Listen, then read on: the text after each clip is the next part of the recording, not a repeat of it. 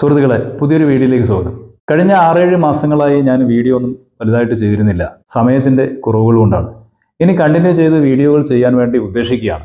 തീർച്ചയായും നിങ്ങളുടെ സഹകരണം പൂർണ്ണമായി ഉണ്ടാകണം, മുൻകാലത്ത് ഉണ്ടായതുപോലെ എന്ന് അഭ്യർത്ഥിക്കുകയാണ്. ഒപ്പം തന്നെ നിങ്ങൾ സബ് ചെയ്യുക, ലൈക്ക് ചെയ്യുക, ഷെയർ ചെയ്യുക, കൂടുതൽ സുഹൃത്തുക്കളിലേക്ക് എത്തിക്കുകയും സപ്പോർട്ട് നൽകുകയും ചെയ്യണമെന്നുള്ളൊരു അഭ്യർത്ഥന മുന്നോട്ട് വെക്കുകയാണ്. ഇന്ന് നമ്മൾ ചർച്ച ചെയ്യാൻ വേണ്ടി ഉദ്ദേശിക്കുന്ന വിഷയം രാമക്ഷേത്രത്തിലെ കൊള്ളയാണ്. രാമക്ഷേത്രത്തിലെ കൊള്ള എന്ന് കേൾക്കുമ്പോൾ എല്ലാ ആളുകൾക്കും ഒരു ചതുർത്ഥിയുണ്ട്, അല്ലെങ്കിൽ ഒരു ഉൾക്കൊള്ളാനാകാത്ത ഒരു വൈഷമ്യമുണ്ട്, ഒരു വൈക്ലഭ്യമുണ്ട്. എന്തുകൊണ്ട് എന്ന് പറഞ്ഞാൽ, രാജ്യത്ത് രാമക്ഷേത്രം നിർമ്മിക്കുകയും ആ രാമക്ഷേത്രമാണ് ഈ രാജ്യത്തിന്റെ പവിത്രമായ എല്ലാം എന്നുള്ള നിലകളിലേക്ക് അവതരിപ്പിക്കപ്പെട്ട ഒരു തിയറിയുടെ കാലത്ത് ജീവിക്കുന്ന പുതിയ തലമുറയാണ് നമ്മൾ ഓരോരുത്തരും. അതുകൊണ്ട് തന്നെ രാമക്ഷേത്രം എന്നുള്ളത് ഒരു പവിത്രമായ സ്ഥാപനമായിരിക്കുമെന്നും ആ സ്ഥാപനത്തിൽ അഴിമതിയോ കെടുകാര്യസ്ഥതയോ കൊലയോ ഒന്നും തന്നെ ഉണ്ടാവുകയില്ല എന്നുമൊക്കെയുള്ള വിശ്വാസമാണ് നമുക്ക് മുന്നിൽ ഉണ്ടായിരുന്നത്. ആ വിശ്വാസങ്ങളെ മുഴുവനും തകർത്തെറിയുന്ന തരത്തിലാണ് കഴിഞ്ഞ ഏതാനും ദിവസങ്ങളായി രാജ്യത്ത് നിന്ന് പുറത്തു വന്നുകൊണ്ടിരിക്കുന്ന, അയോധ്യയിൽ നിന്ന് പുറത്തു വന്നുകൊണ്ടിരിക്കുന്ന, രാമക്ഷേത്രത്തിൽ നിന്ന് പുറത്തു വന്നുകൊണ്ടിരിക്കുന്ന വാർത്തകൾ നമ്മളോട് പറയുന്നത്. എന്താണ് അയോധ്യ, എങ്ങനെയാണ് രാമക്ഷേത്രം ഉണ്ടായത് എന്ന ചരിത്രം പരിശോധിക്കുന്ന, പഠിക്കുന്ന ആളുകൾ മൂക്കത്ത് ഇങ്ങനെ വിരൽ വെക്കും. അതാണ് സത്യം. RSSന്റെ നേതൃത്വത്തിൽ അവരുടെ മുന്നിലെത്തുന്ന തലമുറയെ, ചെറിയ കുട്ടികളെയൊക്കെ പഠിപ്പിച്ച് വളർത്തി വലുതാക്കിയത് രാജ്യത്ത് മുസ്ലിങ്ങൾ കടന്നു വരികയും അവർ അമ്പലങ്ങൾ കൊള്ളയടിക്കുകയും ചെയ്തുകൊണ്ടാണ്, ഈ രാജ്യത്തിന്റെ സമ്പത്ത് ഊറ്റിയെടുത്തുകൊണ്ടാണ്, ഈ രാജ്യത്തെ ക്ഷേത്രങ്ങൾ തകർത്തുകൊണ്ടാണ് പള്ളികൾ നിർമ്മിച്ചതെന്നും അവിടുത്തെ സ്വത്ത് കൊള്ളയടിക്കുന്നതിന് വേണ്ടിയാണ് മുസ്ലിങ്ങൾ ഈ രാജ്യത്തേക്ക് വന്നത് എന്നതുമായ ഒരു ചരിത്രമാണ് RSS പലപ്പോഴും അവതരിപ്പിക്കുന്നത്. എന്നാൽ അതിനെല്ലാം വിരുദ്ധമായി ഇന്ന് RSSന്റെ നേതൃത്വത്തിൽ ഹിന്ദുമതം രൂപപ്പെടുത്തുകയും ആ ഹിന്ദുമതത്തിന്റെ പരമപ്രധാനമായ ഒരു ആരാധനാ കേന്ദ്രം മക്ക പോലെ, മദീന പോലെ അയോധ്യയിലൊന്നുണ്ടാകണം എന്ന ആഗ്രഹം മുന്നിൽ വെച്ചുകൊണ്ട് അവിടെ ഉണ്ടായിരുന്ന ബാബരി മസ്ജിദ് തകർത്ത് ആ മസ്ജിദ് ഭൂമിയിൽ നിർമ്മിച്ചിട്ടുള്ള ബാബരി മസ്ജിദ് ക്ഷേത്രമാണ് യഥാർത്ഥത്തിൽ ഇന്നത്തെ രാമക്ഷേത്രം എന്ന് പറയുന്നത്.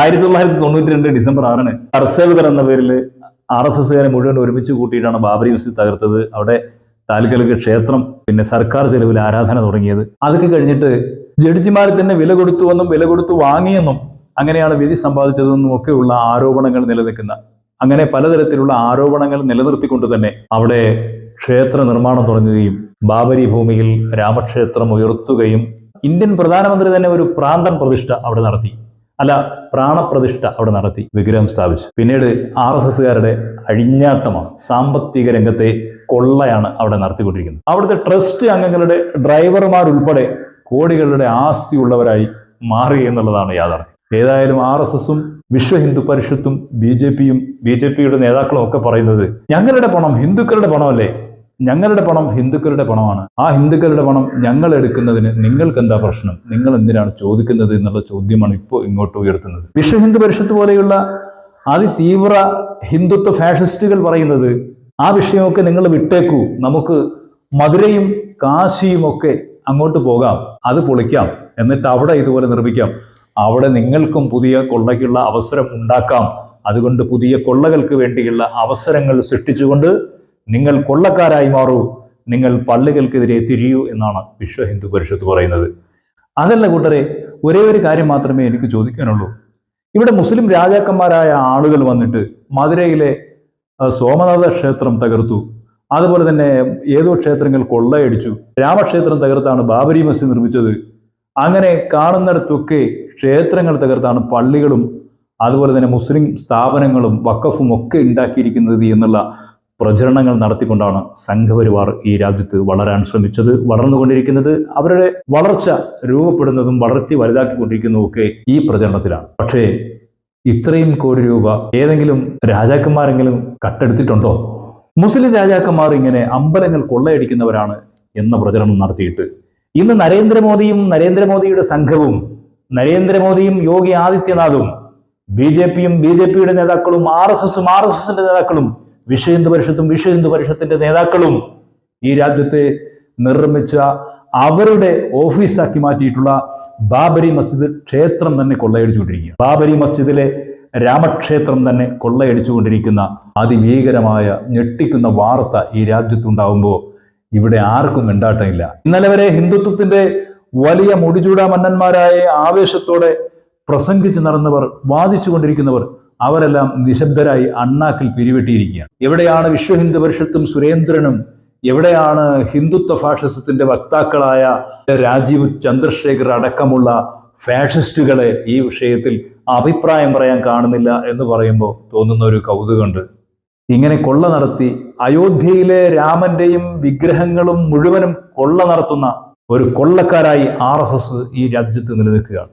അവർ ഇന്നലെ വരെ മുസ്ലിം വീടുകളും മുസ്ലിം ഭവനങ്ങളും മുസ്ലിം സ്ഥാപനങ്ങളുമാണ് കൊള്ളയടിച്ചിരുന്നതെങ്കിൽ ഇന്ന് രാമന്റെ പേരിൽ അവരുണ്ടാക്കിയിട്ടുള്ള അമ്പലങ്ങൾ തന്നെ കൊള്ളയടിച്ചുകൊണ്ടിരിക്കുകയാണ്. ഈ രാജ്യത്ത് പൂർവ്വകാലത്ത് നിലനിന്നിരുന്ന അമ്പലങ്ങളുണ്ട്. ആ അമ്പലങ്ങളുടെ ട്രസ്റ്റുകളിലോ കമ്മിറ്റികളിലോ RSSകാർ എത്തിയിട്ടുണ്ട് എങ്കിൽ അവിടെയൊക്കെ തീർച്ചയായും ഒരു പരിശോധന നടത്തിയാൽ അയോധ്യയിലെ ബാബരി ക്ഷേത്രത്തിൽ നടത്തിക്കൊണ്ടിരിക്കുന്ന കൊള്ള പോലെ വലിയ കൊള്ളകളുടെ ചരിത്രം നമുക്ക് കണ്ടെത്താൻ സാധിക്കും. ഒരു കാര്യം ഓർമ്മ വരികയാണ്. LK അദ്വാനിയുടെ നേതൃത്വത്തിൽ ബാബരി മസ്ജിദ് പൊളിച്ചു നീക്കി അവിടെ രാമക്ഷേത്രം നിർമ്മിക്കണമെന്നാവശ്യപ്പെട്ട് രഥയാത്ര നടത്തിയപ്പോൾ ഈ രാമക്ഷേത്രത്തിൽ സ്ഥാപിക്കുന്നതിന് വേണ്ടി ഈ രാജ്യത്തെ ഹിന്ദുത്വ ഫാഷിസ്റ്റുകളായ മുസ്ലിം വിരോധമുള്ള വർഗീയവാദികളായ ആളുകൾ അവർ സ്വർണത്തിലെ രാമവിഗ്രഹങ്ങളൊക്കെ നിർമ്മിച്ച് LK അദ്വാനിക്ക് കൊടുത്തു. അങ്ങനെ LK അദ്വാനി അത് വീട്ടിലേക്ക് കൊണ്ടുപോയി. അത് രാമക്ഷേത്രത്തിന് കൊടുത്തില്ല എന്ന് മാത്രമല്ല, ആ മനോഹരമായി ഹിന്ദുത്വ ഫാഷിസ്റ്റുകൾ വർഗീയവാദികൾ അതിതീവ്രമായ വിശ്വാസത്തോടുകൂടി അവർ സ്വർണത്തിൽ നിർമ്മിച്ചു നൽകിയ രാമന്റെ വിഗ്രഹങ്ങളെ മുഴുവനും ഉരുക്കിയെടുത്തിട്ട് LK അദ്വാനിയുടെ വീട്ടിന്റെ തീന്മേശയില് അവർ പാത്രങ്ങൾ ഉണ്ടാക്കി, സ്വർണ്ണ പാത്രങ്ങൾ ഉണ്ടാക്കി, സ്വർണ്ണ ഗ്ലാസുകൾ ഉണ്ടാക്കി, വെള്ളം കുടിക്കാൻ വേണ്ടിയിട്ട്, കറികൾ കോരി ഒഴുക്കുന്നതിന് വേണ്ടിയിട്ട് സ്പൂണുകളൊക്കെ ഉണ്ടാക്കി എന്നുള്ളത് LK അദ്വാനിയുടെ മരുമകൾ തന്നെ പിന്നീട് ഈ രാജ്യത്തോട് വിളിച്ചു പറഞ്ഞിട്ടുള്ള ഒരു സത്യമാണ്, ഒരു യാഥാർത്ഥ്യമാണ്. അത്തരം കാര്യങ്ങളാണ് ഈ രാജ്യത്ത് ഈ വിശ്വാസത്തിന്റെ പേരിൽ, ഈ ഹിന്ദുത്വത്തിന്റെ പേരിൽ, ഈ ഹിന്ദു മതത്തിന്റെ പേരിൽ RSS ഈ രാജ്യത്ത് നടപ്പാക്കിക്കൊണ്ടിരിക്കുന്നത്. അപരമതവിദ്വേഷവും വർഗീയതയും ഈ സമൂഹത്തിൽ അടിച്ചേൽപ്പിച്ചുകൊണ്ട് സാധാരണക്കാരായ ആളുകളുടെ ജീവിതം ദുസ്സഹമാക്കിക്കൊണ്ട് ഈ രാജ്യത്തെ കുട്ടിച്ചോറാക്കിക്കൊണ്ടിരിക്കുകയാണ്, കൊള്ളയടിച്ചുകൊണ്ടിരിക്കുകയാണ്, അഴിമതി നടത്തിക്കൊണ്ടിരിക്കുകയാണ് സംഘപരിവാറും RSSും അവരുടെ ഭരണകൂടവും. അതിനെതിരെയുള്ള ജാഗ്രബദ്ധായ ഒരു പോരാട്ടം ഈ രാജ്യത്തെ ജനാധിപത്യ സമൂഹത്തിൽ നിന്ന് ഉയർന്നു വരേണ്ടതുണ്ട്, ഉയർത്തിക്കൊണ്ട് വരേണ്ടതുണ്ട്. അതിന് നേതൃത്വം നൽകുവാൻ, അതിൻ്റെ മുന്നിൽ നിൽക്കുവാൻ, മുന്നണി പോരാളികളാകുവാൻ ഈ രാജ്യത്തെ ജനാധിപത്യത്തിൽ വിശ്വസിക്കുന്ന ഓരോ പൗരനും കടന്നു വരേണ്ട സമയം അതിക്രമിച്ചിരിക്കുന്നു എന്നാണ് ഈ സന്ദർഭത്തിൽ എനിക്ക് സൂചിപ്പിക്കാനുള്ളത്. നിങ്ങളുടെ അഭിപ്രായങ്ങൾ എന്തായാലും കമന്റുകളിൽ രേഖപ്പെടുത്താൻ വേണ്ടി മറക്കരുത്. തീർച്ചയായും മറ്റൊരു നല്ല വീഡിയോയുമായി വീണ്ടും നമുക്ക് കാണാം. അതുവരെ ഹൃദയം നിറഞ്ഞ നന്ദി, നമസ്കാരം.